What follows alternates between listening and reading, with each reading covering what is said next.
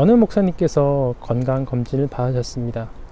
그리고 우연히 자신의 몸에 암이 있다는 사실을 발견하게 되었죠. 담당 의사는 목사님이 6개월밖에 살지 못할 것이라고 말을 했습니다. 그런데 그분은 치료를 받지 아니하고 모두 완치되고 말았습니다. 이렇듯 과학적으로 도저히 설명할 수 없고 이해할 수 없는데 일어나는 일을 우리는 기적이라고 말합니다. 그렇다면 여러분들은 기적이 왜 일어난다고 생각하십니까? 어떻게 일어난다고 생각을 하세요? 많은 사람들이 과학적으로 설명할 수는 없지만 약 만 확률, 100만 분의 1 정도의 확률로 인하여서 우연하게 일어나는 일이 기적이 아닐까라고 말할 수도 있겠죠. 근데 이 이야기를 듣고 어느 신학교 교수님은 이렇게 말씀하십니다. 여러분, 우연히 일어나는 기적은 없어요. 기적이라는 것은 하나님의 보이지 않는 손길을 기적이라고 말합니다. 라고 이야기를 하시죠. 그렇다면은 하나님께서 기적을 일으키셨다면은 하나님께서 우리의 삶에서 기적을 일으키시는 그 이유는 무엇일까요? 오늘은 그 이유에 대해서 한번 말씀을 나눠보도록 하겠습니다. 2000년 전 베단이라는 작은 마을에 나사로라는 한 남자가 살고 있었습니다. 근데 그는 불행하게도 병에 걸려 죽고 말았어요. 나사로가 죽을 때에 근처 마을에 예수님께서 계셨습니다. 그리고 예수님께서도 나사로가 죽었다는 사실을 알고 계셨어요. 본래 나사로와 예수님은 절친한 친구 사이였습니다. 그렇다고 한다면 예수님은 그 친구의 죽음에 대하여서 마땅히 슬퍼하셔야 돼요. 그런데 성경은 오히려 기뻐하셨다라고 증언합니다. 그리고 이렇게 예수님은 말씀하셨습니다. 너희를 위하여 기뻐하노니 이는 너희로 믿게 하려 함이라. 이상하죠? 친구의 죽음을 놓고 기뻐하는 것도 이상하지만 나사로가 죽은 것이 우리로 하여금 믿음을 가지게 하려고 일어난 일이라고 하세요.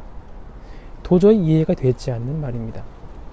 그리고 예수님께서 죽은 나사로에게 가자고 하셨습니다. 예수님께서 베다니 나사로의 집에 이르렀을 때 많은 사람들이 그의 죽음으로 인해서 슬퍼하고 울고 있었습니다. 그때 나사로의 여동생 마르다가 예수님을 맞이하러 나왔습니다. 마르다는 자신의 오빠의 죽음으로 인하여서 너무나 슬퍼하고 있었어요. 그러자 예수님께서 그녀에게 이렇게 말씀하십니다. 내 오라비가 다시 살아나리라. 이상하죠? 죽음이라는 것은 그냥 끝 아닌가요? 뚱따근지 같은 소리 같아요. 죽은 사람이 살아날 수는 없습니다. 마르다는 예수님께서 자신을 위로하려고 하신 말씀인 줄 알았어요. 그래서 이렇게 말합니다. 내가 믿나이다. 맞아요, 믿어요. 그런데 지금 말고 성경을 보니까 나중에 마지막 때에, 그게 언젠지는 모르겠지만 그때 마지막 때에 부활한다고 적혀 있더군요. 네, 믿어요. 이게 믿는다는 말입니까? 언니 마르다가 사실 예수님의 말씀을 믿지 못하는 것이죠. 그러자 예수님께서 한 번 더 말씀하십니다. 나는 부활이요 생명이니 나를 믿는 자는 죽어도 살겠고 무릇 살아서 나를 믿는 자는 영원히 죽지 아니하리라. 이것을 내가 믿느냐? 이란 말이죠. 마르다야, 나사로가 네 오빠가 나중이 아니라 바로 지금 내가 살릴 거야. 내게 생명이 있어. 그래서 나는 나를 믿는 사람은 절대 죽지 않을 거야. 또 영원히 살 수 있어. 이 사실을 믿니? 내가 나사로를 살린다는 그 사실을 너가 믿냐는 말이다. 그러나 마르다는 믿을 수가 없었어요. 인간의 상식에서는 죽음이라는 것은 끝입니다. 모든 사람은 다 죽어요. 죽음을 피할 사람은 없습니다. 죽음은 인간에게 어떻게 할 수 있는 대상이 아니라고요. 마르다에게 있어서 죽음이라는 존재는 예수님보다 더 크게만 느껴졌던 것입니다. 그래서 아무리 뛰어난 예수님이라 할지라도 죽음을 어떻게 할 수는 없을 것이다 라고 생각을 했죠. 그래서 예의상 믿습니다 라고 말씀을 해 드린 거예요. 사실은 믿지 못한 것이죠. 예수님께서도 자신의 말을 믿지 못하는 마르다를 잘 알고 계셨습니다. 그리고 속으로 그녀의 믿음 없음에 대하여서 슬퍼하셨죠. 잠시 후에 마르다의 여동생 마리아가 예수님께서 오셨다는 소리를 듣고 나왔습니다. 그런데 동생 마리아는 예수님을 보자마자 그 앞에 그냥 엎드려 엉엉 울기만 하는 거예요. 그리고 이렇게 말합니다. 예수님, 어디 계셨어요? 예수님께서 아픈 오빠의 곁에 계셨다면 그는 절대 죽지 않았을 거예요. 마리아는 예수님을 그저 실력 좋은 의사 정도로만 알고 있었던 것이었어요. 그래서 병은 고치지만 죽은 사람은 절대로 살리지 못할 것이다. 그러한 유한한 인간일 뿐이다 라고 생각했던 것이죠. 예수님께서는 그러한 마리아 앞에서 그 어떠한 대답도 할 수가 없었습니다. 성경은 이때 예수님께서 느끼신 그 감정에 대해서 이렇게 말하고 있습니다. 보시고 심령이 비통히 여기시고 불쌍히 여기사 눈물을 흘리시더라. 예수님께서 마음이 심히 아프시고 눈물을 흘리시는 것은 죽은 나사로 때문이 아닙니다. 또한 마르다와 마리아가 슬퍼하기 때문에 예수님께서도 그 슬픔에 대해 공감하셔서 같이 눈물 흘리신 것이 아닙니다. 예수님은 답답해서 우신 것이었어요. 예수님은 오늘 본문 앞에서도 얘기했다시피 나사로의 죽음이 일어난 이유에 대해서 말씀하셨어요. 뭐였죠? 이는 너희로 믿게 하려 함이라. 여기서 한번 네 가지 시 비유에 대해서 한번 말해 볼까요? 네 가지 시 비유는 우리 모든 학생들이 한 번쯤은 다 들어봤을 것입니다. 거기에 중요한 대상이 두 가지가 있습니다. 하나는 씨예요. 씨는 하나님의 말씀을 뜻합니다. 또 밭이 있습니다. 밭은 우리의 마음밭, 즉 들을 귀가 있나 없나 그 마음의 태도에 대해서 얘기하고 있어요. 그리고 네 가지 밭이 등장을 하죠. 길가에 떨어진 씨, 그리고 돌밭에 떨어진 씨, 그리고 가시밭에 떨어진 씨, 좋은 밭에 떨어진 씨, 네 가지가 이야기합니다. 길가의 마음은 하나님의 말씀을 조금도 받아들일 수 없는 딱딱하고 굳은 심령, 그러한 마음을, 그러한 사람을 이야기합니다.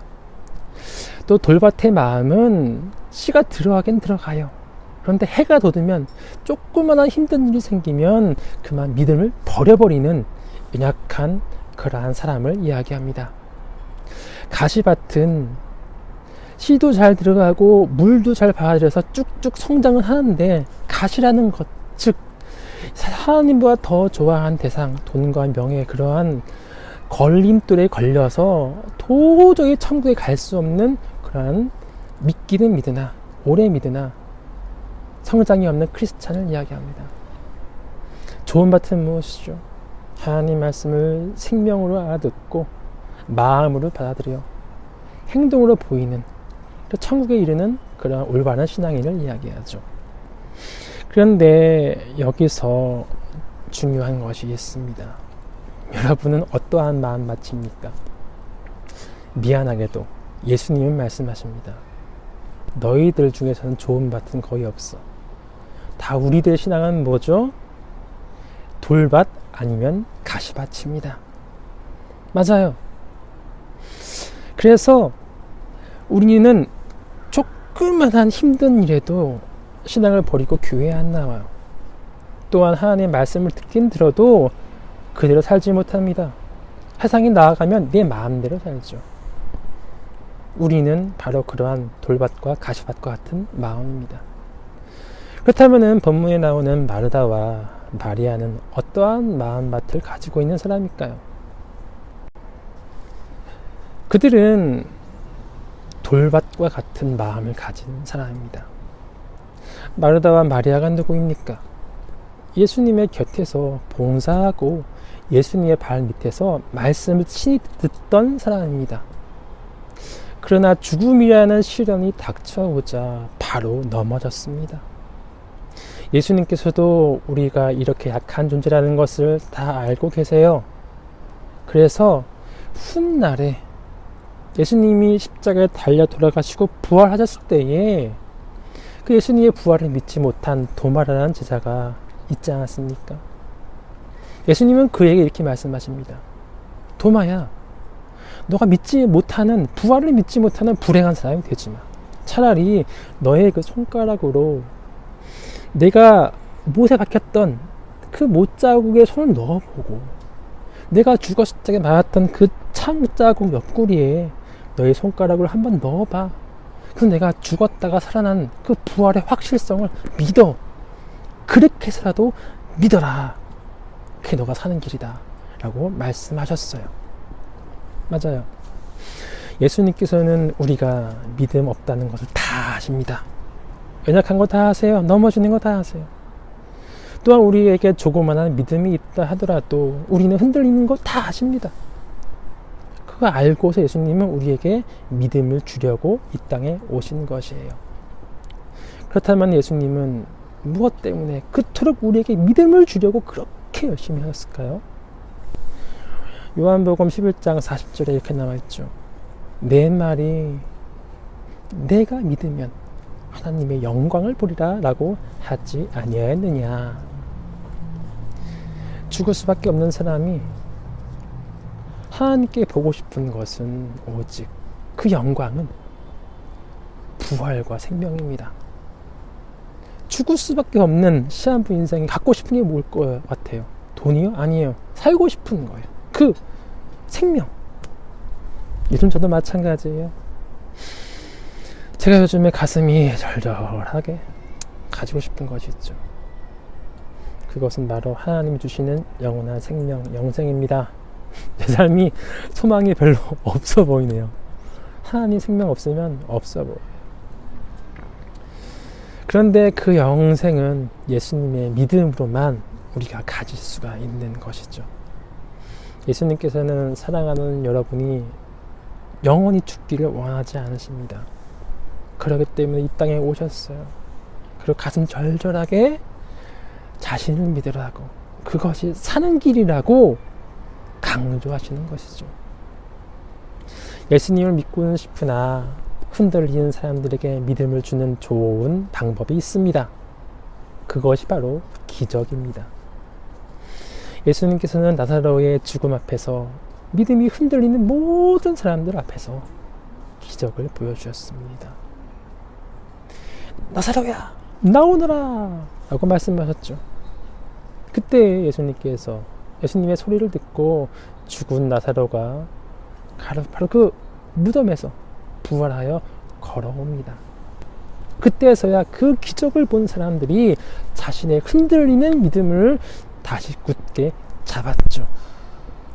이렇듯 기적이라는 것은 흔들리는 우리의 그 약한 믿음을 다시 믿음을 주시려는 하나님의 도움의 손길입니다. 우리는 모세의 홍해를 가른 사건을 많이 알고 있죠. 많이 말씀을 듣죠. 그 이야기를 들을 때마다, 그 성경을 볼 때마다 이런 생각하지 않습니까? 이상하다. 하나님은 왜 모세 시대 때에만 저렇게 놀라운 일을 행하셨지? 오늘날 우리에게 그 놀라운 기적을 보여주시지 않으시지? 왜 지금 일어나지 않아? 여러분, 그 이유가 있습니다. 분명한 이유가 있어요. 모세 때에 이스라엘 백성들은 참 믿음이 없는 자들이었어요. 그래서 하나님께서는 그들에게 기적을 보여주셔서 그들에게 믿음을 주시려고 하셨어요.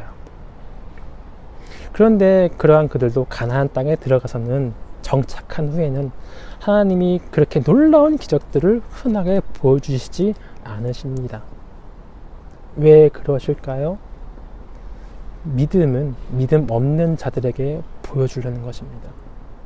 믿음을 조금 가진 사람들은 말씀으로 양육을 해야죠.